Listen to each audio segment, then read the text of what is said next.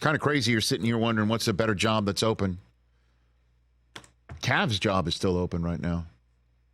Pistons, Cavs, Lakers. Which would you choose? I know what I would choose. I know what Joakim Noah would choose. Cavs. Not the Cleveland. You choose the Cavs? Yeah. Am I keeping Donovan Mitchell? Hey, listen, I don't know.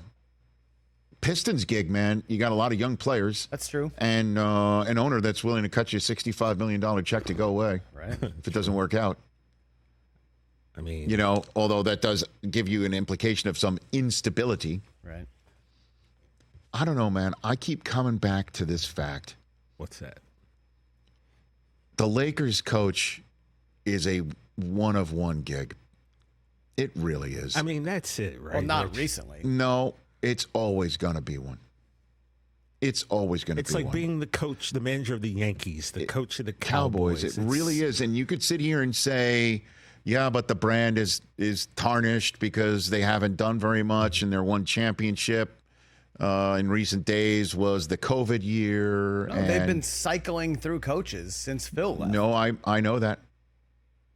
Yeah, but think about that, Chris. If you're the one who makes it, I can't even say make it hit because Vogel won the title and got fired. But it's not just right. It's not just exactly. but it's not just them. Think about it.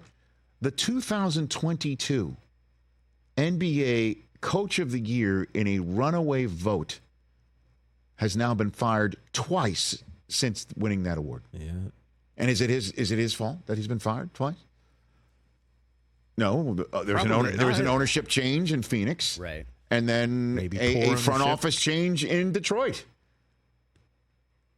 And how's that Monty Williams' fault? And that's the whole point, too. Vincent Goodwill's like, it's a high-pressure job at that. Every coaching gig in the NBA is a high-pressure job. Yeah, every last one of them. Doubt.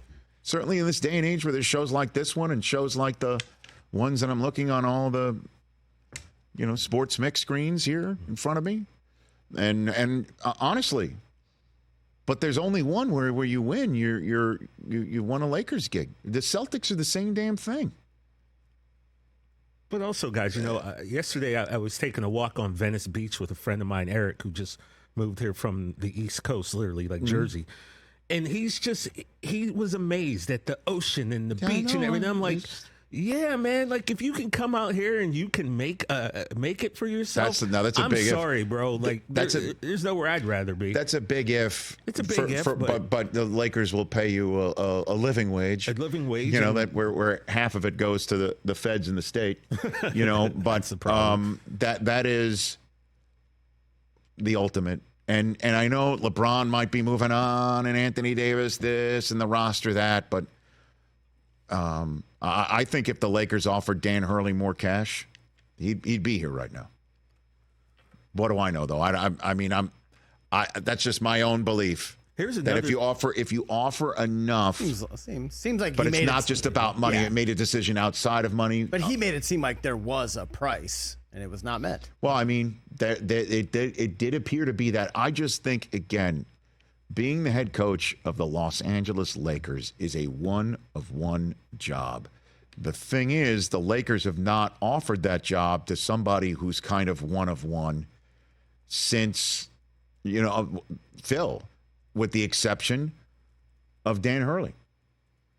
Yeah, you run down the list of coaches. It's Mike Brown, it's Mike D'Antoni, it's Byron Scott, Luke Walton, Frank Vogel, Darvin Ham. Here's a question I posed. posed. No name just jumps off the page at you.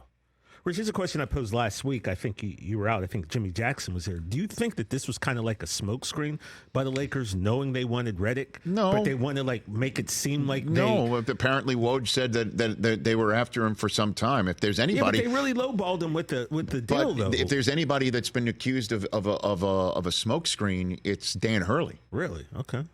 Who, if I'm not mistaken, the individual who wrote the book on his dad literally was Woj. Yeah. A lot of people are drawing that connection. Maybe Hurley's looking for more money in UConn. I don't know, but I don't understand why they need any leverage play. Hour 2 is coming up when you're the Los Angeles Lakers. I mean, Dan Hurley has every reason to tell them no, and he did, from the fact that Los Angeles isn't the East Coast. Los Angeles also... has a much iffier situation than his current situation. Los Angeles can't offer him the opportunity to join John Wooden in a category that's one of one. True. So I don't know if leverage play means anything. That it got out, I don't know how it got out to Woj, and a lot of people were drawing the parallel from Hurley to Woj, whether that's fair or not. But the bottom line is the Lakers' job is still the Lakers' job, and if you're a head coach, you can fix anybody. If you're a coach, you feel that your powers are so damn special and good, you can fix anybody. You know, and in terms of J.J. Redick being the second choice, that can be wiped away right away by LeBron saying, "You were my first choice. I'm just a worker bee here. I'm just a caveman, unfrozen caveman lawyer." You know. So LeBron's more like the queen bee, though. no, which is again another reason why you have an opportunity to coach him. How do you say no to that? I know Dan Hurley did. That's why I don't know. I know a lot of people are carping on the Lakers job, but they're still the LA Lakers, man. Catch the Rich Eisen Show every single day on the Roku channel, 12 to 3 Eastern, for free.